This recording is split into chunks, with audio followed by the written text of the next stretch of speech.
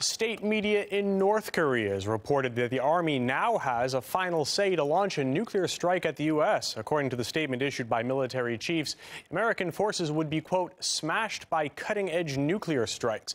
Among a number of threats, Pyongyang said it would launch a preemptive nuclear attack against the United States. Meanwhile, Washington plans to send missile defense systems to the region in an effort to counter any possible strike.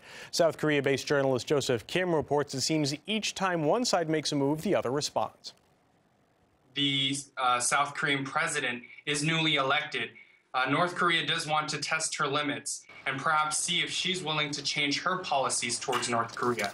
But Pyongyang's main objective is actually to start dialogues with the U.S.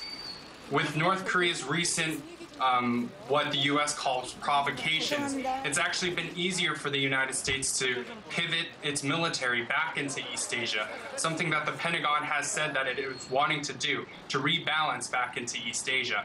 So because of this, we've seen a larger increased presence of military expansion by the U.S. into East Asia during these annual drills, something that we haven't seen before. We are seeing a lot of money spent despite the $85 billion budget cut that the U.S. is currently going through. These threats from North Korea, or what people say are perceived threats, have actually become common and mundane to many people in South Korea.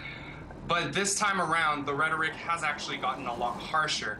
So many South Koreans are actually getting more of an eerie feeling on what this might turn out to be.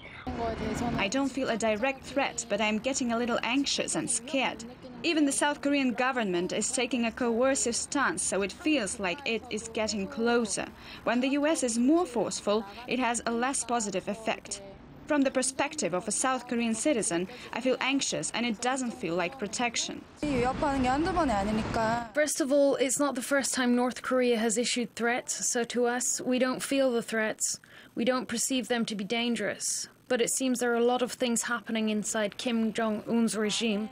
It seems that the US is doing those things to make correct evaluation on Kim Jong-un so that the nuclear problem doesn't see its end, and putting stress with South Korea with the joint military drills. But I don't think it is really helping in terms of inter-Korean peace. Now, for some perspective on this, I'm joined live from Washington by anti-war activist Eugene Puryear from the Answer Coalition. Thanks for joining us. So the latest claims by the North Korean military are the harshest that we have seen so far. Do you think there is the threat of actual war on the Korean Peninsula, though? Well, I think there's always the threat when we have, it's worth noting that the North Korean statements do come after the United States flying the B-2 bomber and bringing the F-22 fighter to the Korean Peninsula area. So obviously the United States has been pushing their threats forward. But ultimately, in these sorts of situations, it's sort of a hair trigger thing. And one mistake, one sort of mistaken signal or anything of that nature can lead to war. And so I don't think we should be cavalier at all, as many in the media have been, and other commentators are discussing, saying, oh, this is just bluster, this is just the two sides testing each other, because oftentimes, it's little things that can tip over into war, and this is a very worrying situation. So do you think there's a peaceful way out of the crisis, and if so, what would you classify that as? I think there's most definitely a peaceful way in the crisis. What people need to understand is the North Korean government, the DPRK, has consistently put forward 4 basic principles to the United States in negotiations. One is to sign a peace treaty to end the Korean War. Most people don't realize this, at least in the United States, that after the war ended in 1953, the United States has refused to sign any sort of peace treaty. They've only signed an armistice. North Korea consistently has asked for a peace treaty, for the demilitarization of the peninsula, and bilateral talks with the United States to reduce tensions. And so I think if the United States would put down their weapons, sign a peace treaty, and let North Korea know that they were not aiming to overthrow their regime, as they have consistently hinted towards, then they would be able to back out of this crisis in a very peaceful way. Now, the rhetoric on both sides, though, has been scaling tremendously in this. Do you think there's a point of no return, or do you think there's always, the possibility of dialogue?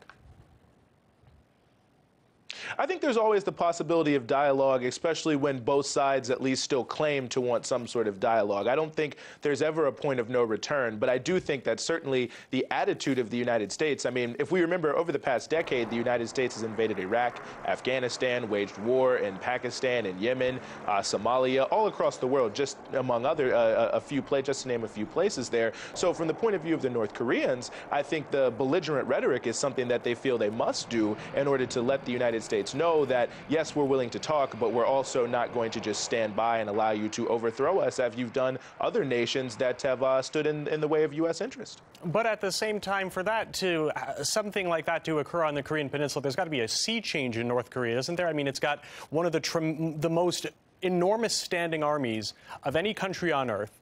And it's really built its entire society around, basically, it's been described as an army disguised as a country. So in the face of something like that, with an entire society based on the concept of we will defend ourselves against the world, how can they move forward and transition to a post-treaty country, should that happen? Well, I mean, I think there's two elements to that. I mean, I think the fact that North Korea has consistently put forward the issue of the peace treaty lets us know that the military-first policy to them, and I think, you know, rightfully so, is a defensive policy. And they're looking for assurances from the United States that there will be no attacks so they can start to transition out of a military-first mode, or at least that's certainly the claim they're making, which I think has, you know, as much validity as anything that the United States is putting forward. So I don't think that it would require a huge sea change to move forward. All right. Thank you very much for your time. Unfortunately, we've run out, but I appreciate your perspective, Eugene. Thank you.